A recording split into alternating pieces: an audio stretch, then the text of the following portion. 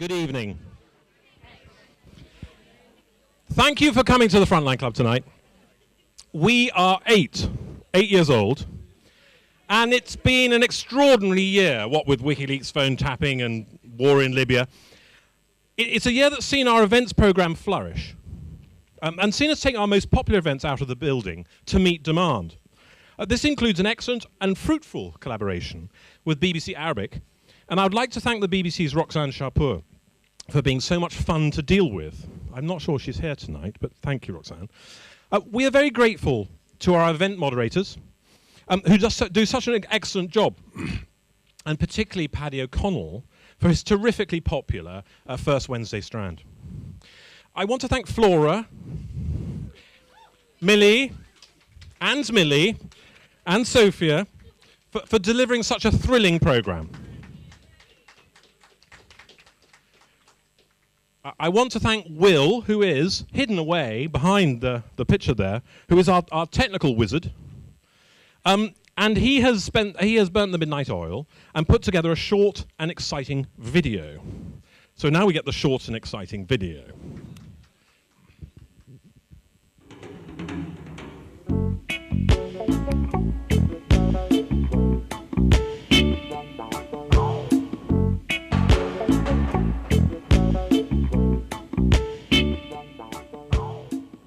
You could have moved. You could have moved the next day. You didn't have to stay there. And the fact that the media have hooked onto this is why this story is I'm glad you're focusing on the important issues. It's really good to know that. No, I'm reflecting. The good times ended when the mobile phone arrived unheralded in the war zone. Next thing we knew, the interval was fleeting. We stopped reporting and we started tweeting. What should have happened is what happened in Egypt, what happened in Tunisia, what happened in Libya, where the people demanded the change themselves. What shouldn't have happened is where it was forced on them through military action. Never been through anything like it. Hope and never go through anything like it again. It was very, very traumatic. There were so many people injured with the most appalling injuries, so many people killed. I claim that one of maybe the main reasons capitalism will get into crisis is intellectual property. In the long term, it simply cannot deal with it. I mean, if people want pornography, why aren't we giving it to them? We are. They're getting it. Not on Channel 4 News. I haven't seen much pornography. You're in the wrong part of the internet. I've seen it on the internet, but I haven't seen... Someone quick, ask another question. There's actually nowhere like the Frontline Club in London and pretty much anywhere around the world. It's one of the most extraordinary places I've ever been to. The spirit of independence and slight sort of mischief and rebellion about the club is absolutely wonderful. What's the restaurant like? Eat up little seagull on a marble stand.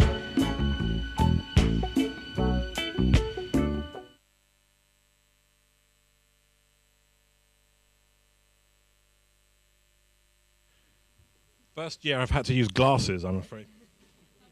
Getting on. Our restaurant moves from strength to strength.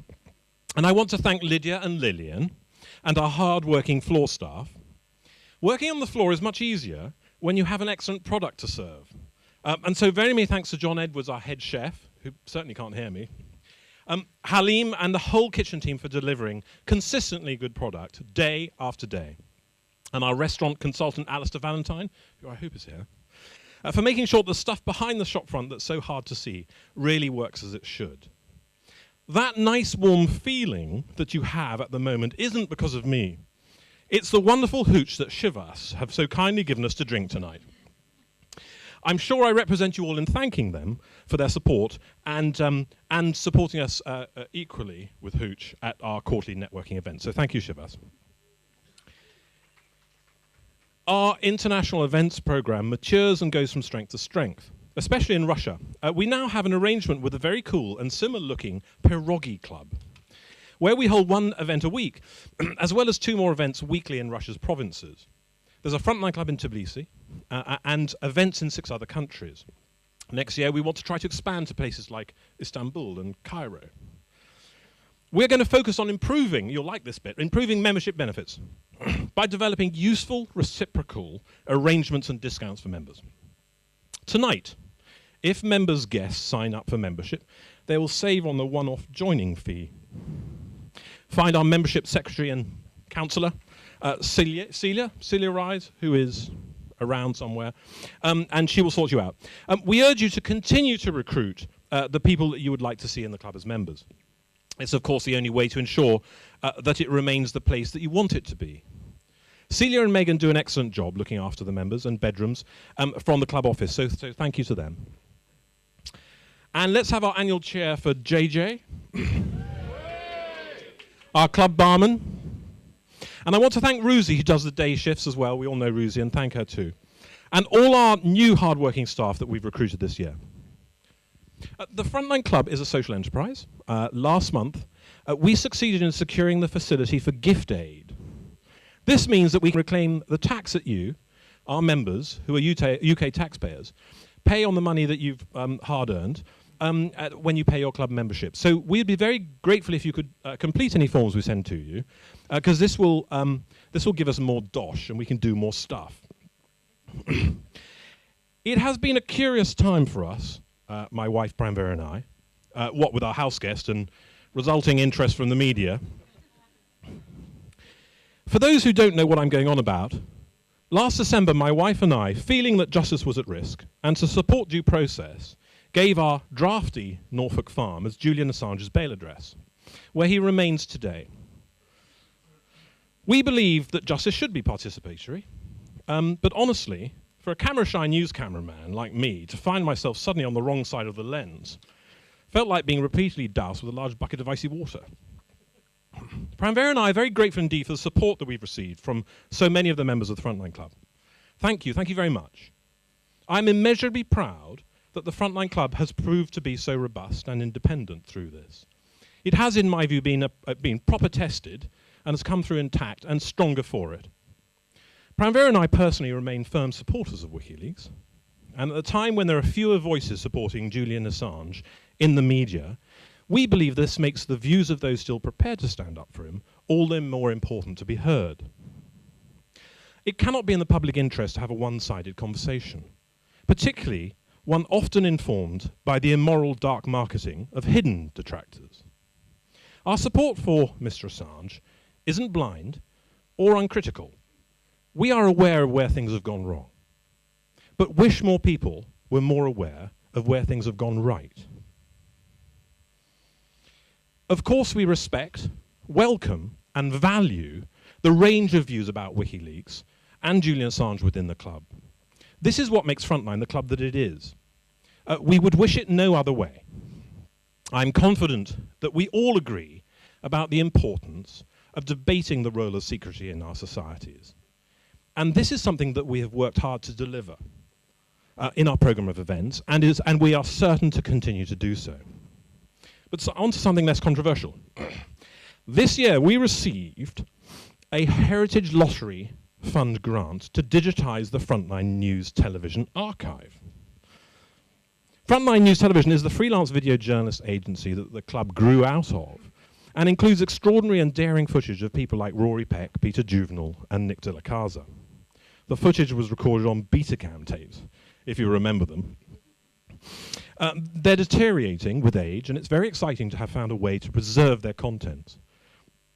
It's a collaboration with the Imperial War Museum, all put together by Flora Carmichael from the Trust Office.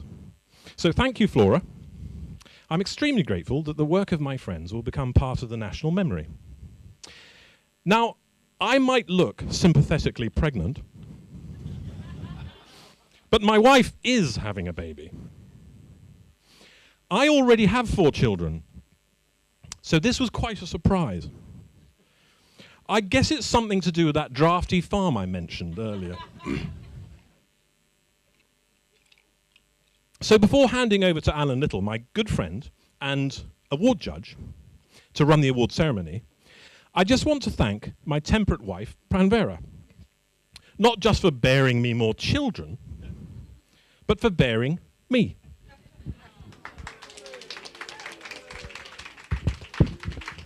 I get to hand this to you.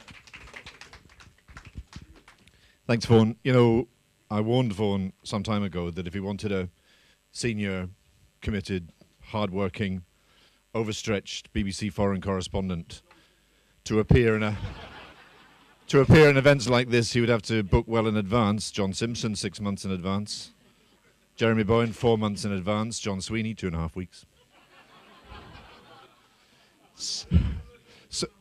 So anyway, I was sitting at home this afternoon with the Times crossword, and Vaughan rang and said, "Can you do the awards?" The Frontline Club, Vaughan, you said you were immeasurably proud of what it's achieved over the last 8 years. The qualities that this award ceremony is supposed to recognise and celebrate are independence of spirit, integrity and courage. I don't know anybody who combines those three virtues as successfully and as fully as Vaughan. Independence of spirit to the point of bloody-mindedness. So I want to say to you, make it loud, Vaughan and Pranvera.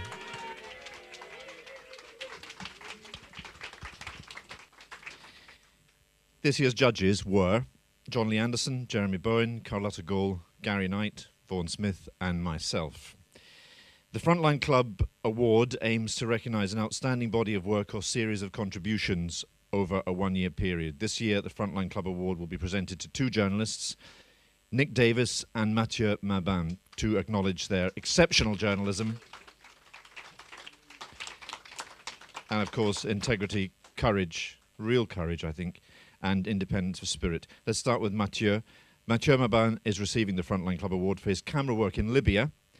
Mabin is a special reporter for France 24 and has worked in Pakistan, Afghanistan and the Ivory Coast. His journey with Libyan rebel forces as they advance on Tripoli at the end of August this year was made into two extended news pieces called The Tripoli Brigade, broadcast on France 24.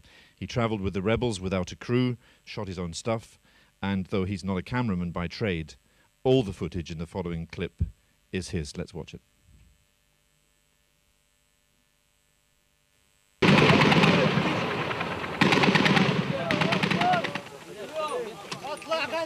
Overwhelmed by the brigade's numbers, Gaddafi's troops finally pull back beyond the edge of the forest.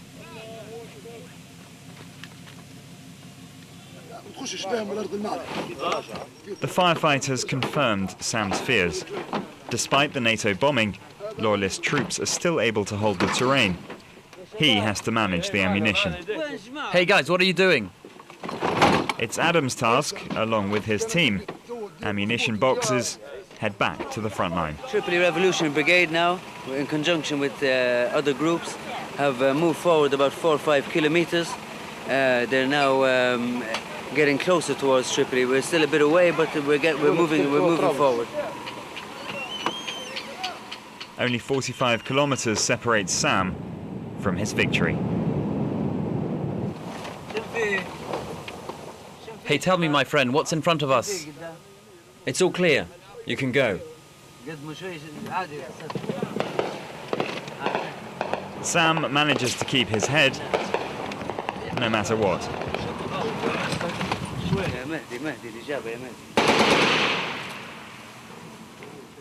Some of the advancing team has got stuck in a bad position on the side of the road.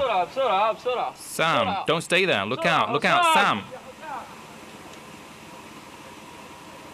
Two loyalist pickup trucks block the road 200 meters away. His first shot misses, but the second one's a hit. There's an immediate reply by mortar. It's a warning that they need to take cover, and quickly, before the second shell.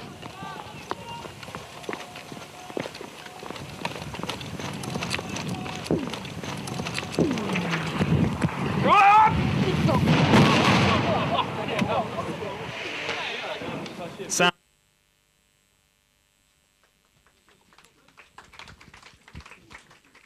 Now I hope that Mathieu will join us now from Lebanon on Skype. Mathieu, are you with us? Oh. Sorry, I thought it was news night.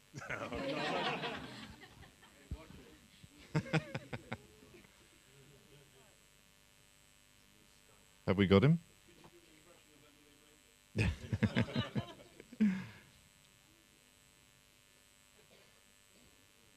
Yes, can you hear me? Yes, I do. Mathieu, can you hear me? Yes, I can hear you. Congratulations on this award. We've got a room full of more than 100 people here.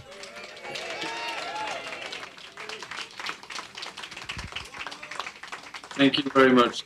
I wish really I could be with you. Please forgive my English, which is absolutely dreadful. So I had to write something. I'm going to read something just to be sure I'll be understood. First of all, thank you very much to all of you. I wish I could be with you tonight to tell you how honored and surprised I am. Mostly surprised, but also very honored. Unfortunately, I cannot be with you. I'm stuck in Lebanon, where, as you all guess, I'm preparing a story, of course, about Lebanese cuisine.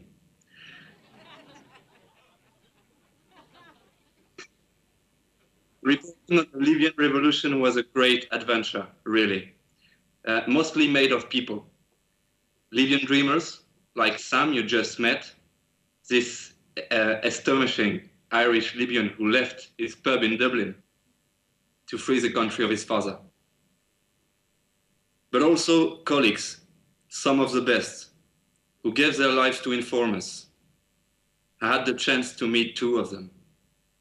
They were Chris Andros and Tim Etherington. We shared the same safe house for a couple of days in Misrata last April. At the time, I didn't know it would be their last days. I remember those very few words we shared. Very quickly, take care, be safe. See you tonight, inshallah.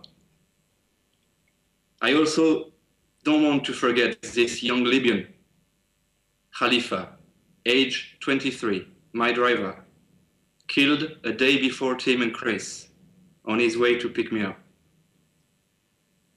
And all the others, they are my ghost forever. This award is a way to remember them, I believe. I don't know if I deserve it, but I'm sure they deserve to be remembered. I know that you people from the Frontline Club, you exactly know what I feel. The legend of Frontline crossed the channel a few years ago. I had heard about those brave journalists who shot some of the best stories of war reporting. I really wish I could be with you. Am I one of us? I'm one of you tonight. I wanted to tell you again how touched I am. I'll come to Paddington very soon, I swear. And we share a drink as soon as this endless Arab Spring allows me a week. To those I'll miss, I'll see you on the field. Thank you very much again. Et longue vie au reportage.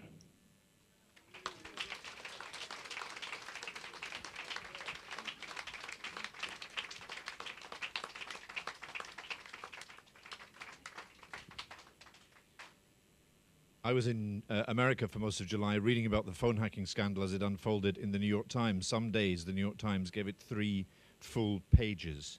That is how big an impact it made on the other side of the Atlantic. The New York Times ran an editorial about the man who won the second of our 2 awards tonight, Nick Davis. It said that what he had achieved had been a victory for something quite old-fashioned in journalism, the gradual, dogged, determined accumulation of irrefutable fact, not commentary, not opinion, but evidence-based journalism, something that Rupert Murdoch, the New York Times said, had always regarded as boring and elitist. And it was a triumph for the boring and the elitist over Rupert Murdoch. The investigative journalist Nick Davis is to receive the Frontline Club Award for his work for The Guardian this year. He's been a journalist since 1976 and is the best-selling author of Flat Earth News on falsehood and distortion in the media, something that is very important in the discourse of this club.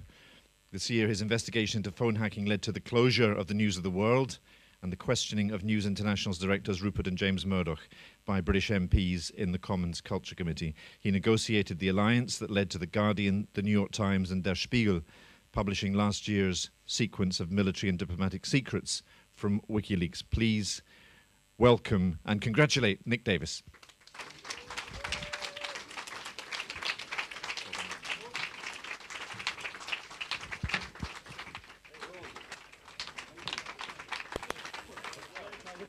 Should I say something? Yeah.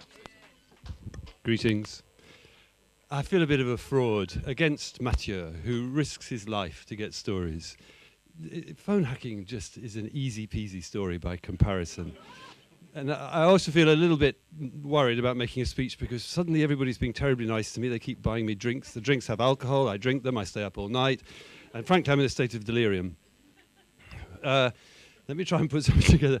The odd thing about the hacking story is it breaks the routine of what normally happens with reporters. So the reason why we all get out of bed in the morning is this weird fantasy, I'm sure Mathieu has the same thing, that if you find a bad thing and report it, then the bad thing will stop.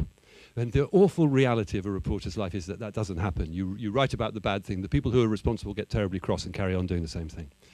But weirdly, with the phone hacking, it suddenly happened. In July, this story I'd been plugging away at, in a boring and elitist way, for about 3 years, suddenly erupted, like a flame being put into a box of fireworks.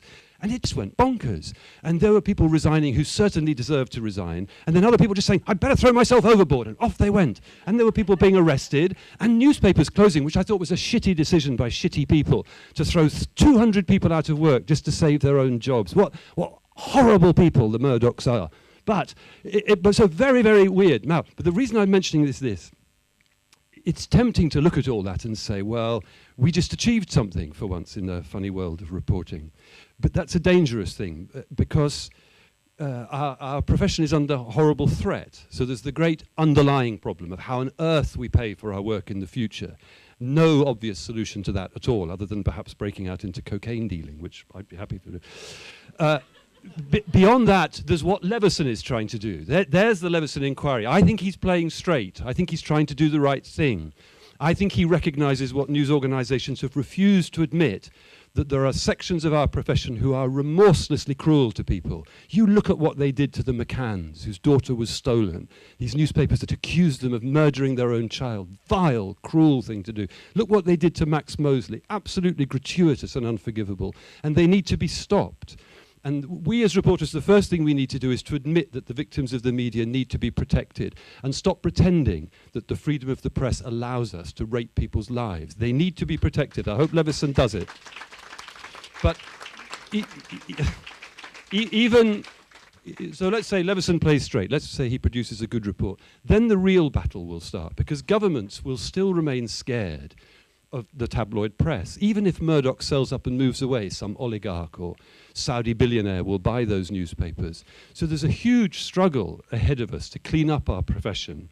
And ultimately that connects back to the financial problem because unless we sort ourselves out and regain our legitimacy as a whole, there's really no reason why all the punters and the governments and everybody else out there should help us to solve our commercial problem. So I'm not being pessimistic, I'm just trying to alert you to the fact that the mere fact that we set off a box of fireworks doesn't mean we've won anything. There's a huge struggle ahead. But in the meantime, let's all get drunk again. Thank you. Well done. Great.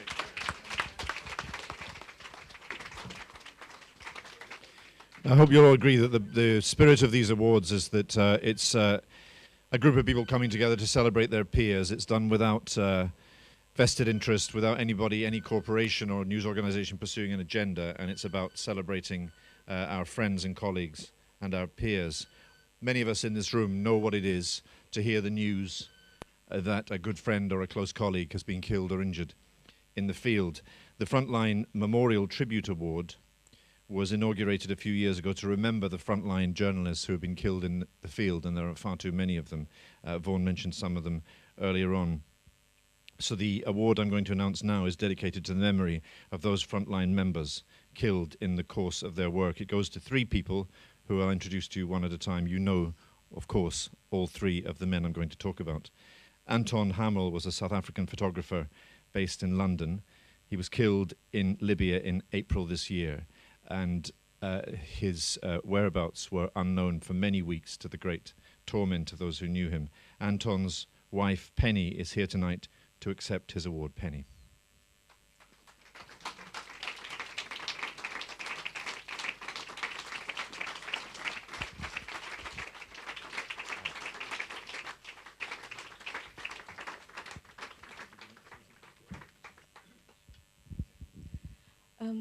I just want to say Anton would really be humbled by all of this. He really looked up to the Frontline Club and the principles that it stands for and that it advances in this society.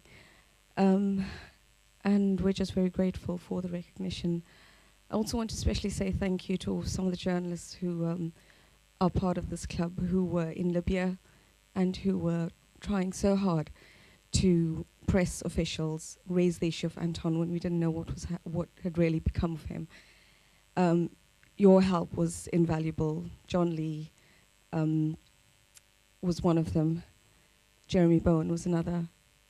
We just want to say thank you so much for that.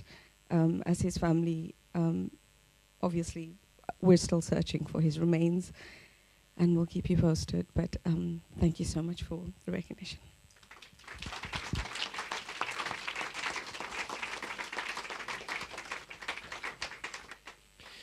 Tim Hetherington was a freelance photojournalist known to many of you and filmmaker who focused on conflict and humanitarian issues.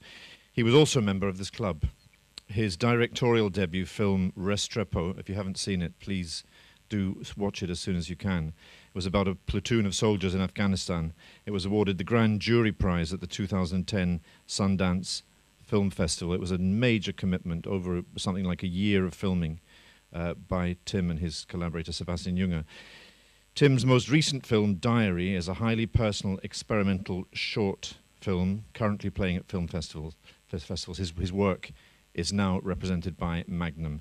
Tim's father, Alistair, is here tonight to collect his award. Alistair.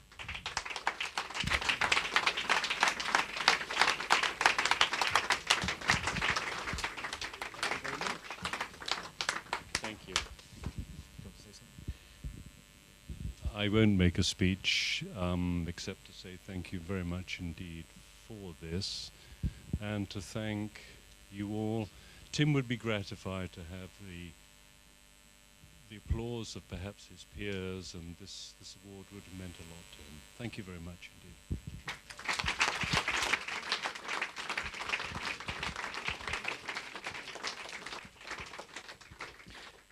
Chris Hondros was killed in the same incident in which Tim died. He covered most of the world's major conflicts since the late 1990s, including the wars in Kosovo, Angola, Sierra Leone, Lebanon, Afghanistan, Kashmir, the West Bank, Iraq.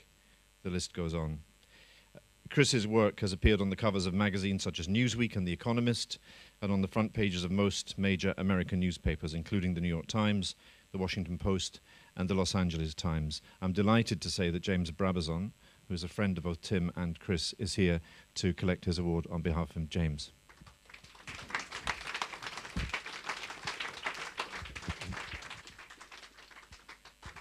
There you go. It's very briefly, it's a real honour to collect this on behalf of Chris.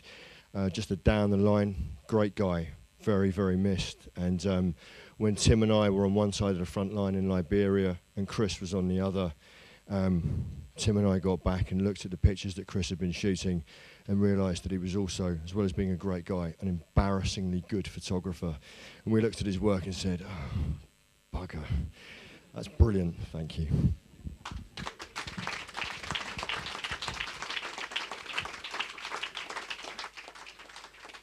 One last thing to say before I release you all to enjoy the evening. The Frontline Club established the Fixers Fund, prompted by the murder of Ajmal Naqshbandi in Afghanistan in 2007. The idea was to raise money for the families of fixers killed or injured around the world while working with the international media. We all know how valuable these people are. Without them, nothing we do would ever get into the newspapers, into the magazines, or on the air. The deaths of fixers and support staff in the field are all too often swiftly forgotten, but foreign reporters like us simply couldn't operate without them. So please support this cause. It's another thing that Vaughan has worked hard to get off the ground and to keep going. and it's also another tribute to Vaughan and Pranvera that this fund exists. So please try and help these unsung heroes of the industry. The Frontline Club has set up this fund, and every single penny that you will put in those boxes will go to the families involved. Nothing comes off. The donation boxes are in the stairwell and at the bar, and all proceeds from tonight's auction. There's an auction at 9:30. Will go to the Fixers Fund. Thank you very much for being with us. Enjoy the evening.